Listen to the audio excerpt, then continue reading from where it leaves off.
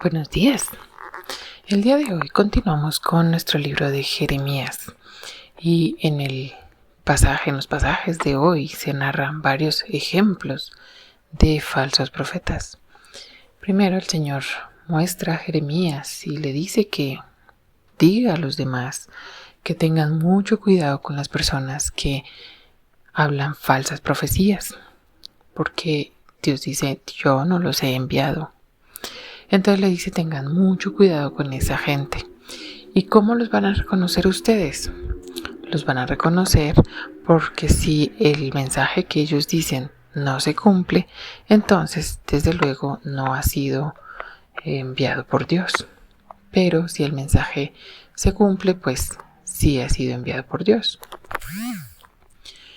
Entonces muestran por lo menos dos ejemplos en los capítulos 27 al 30. Menciona dos ejemplos de dos personas que estaban prometiendo al pueblo que en 2 años iban a volver a Judá a repoblar la tierra que Dios les había dado. Dice: pues si Dios se las dio, Dios se las tiene que dar, se las tiene que devolver de alguna manera. Pero ellos no vieron que realmente el castigo que Dios les había impuesto y por el cual había permitido que ellos fueran deportados a Babilonia era bastante grave y era acumulado. Entonces Dios había ya dicho desde hace tiempo que esto era durante 70 años iba a pasar, y aquí lo repite otra vez. Entonces le dice a Jeremías, dile al pueblo que tenga mucho cuidado con la gente que está hablando de una manera diferente a esto, porque desde luego no es palabra de Dios. Y bueno, no solo ocurre allí, sino que también ocurre con otra persona que está hablando exactamente lo mismo, que Dios les iba a quitar el yugo rápido, y pues no ocurre así. No iba a ocurrir así, porque Dios ya había dicho y ya había dispuesto los tiempos para que el pueblo de Dios volviera, pero 70 años después. Y le dice a ambas personas que por profetizar de una manera falsa y engañar a su pueblo, entonces ellos iban a morir. Uno muere más rápido que el otro, pero ambos deben morir porque es grave hacer caer en mentiras al pueblo y engañarlo, prometiéndole cosas falsas. Y esto justamente me hacía pensar en los falsos maestros. ¿Cuántos falsos maestros hay en nuestros días que prometen a la gente cosas que no van a recibir? Prometen que si tú le das a Dios 1 peso, Él te devuelve 2. Y eso incluso lo cantan. Y es muy triste que utilizan la palabra del Señor para engañar al pueblo. Y justamente Dios dice que tengamos mucho cuidado porque saldrán muchos engañadores y que querrán justamente desviar del camino de la verdad a las personas.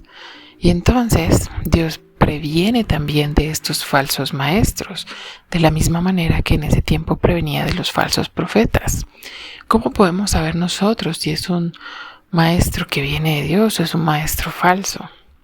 Justamente porque la enseñanza hoy en día está ligada bien, correctamente a todo el mensaje de la palabra de Dios. Dios hoy en día no te promete matemáticamente que si tú le das a Dios, Él te da el doble o el triple. Eso no dice en la palabra de Dios.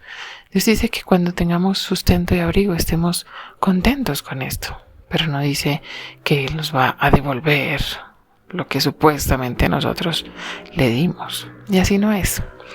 Y hay varias enseñanzas falsas que el Señor nos previene, por ejemplo, de cuándo será su venida.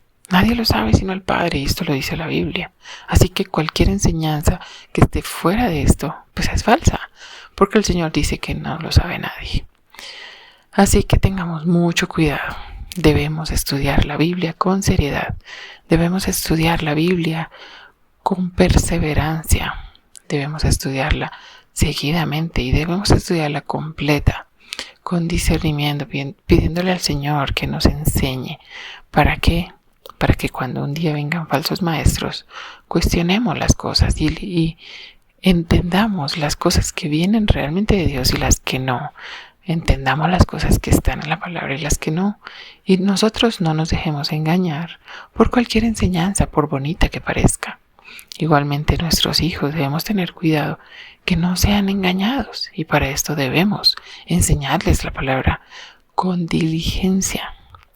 Igualmente a cualquier persona que está a nuestro alrededor debemos mostrarle la palabra con diligencia, y si está en nuestras manos enseñar, que enseñemos de una manera correcta y con diligencia lo que la Biblia dice para que sean instruidos correctamente.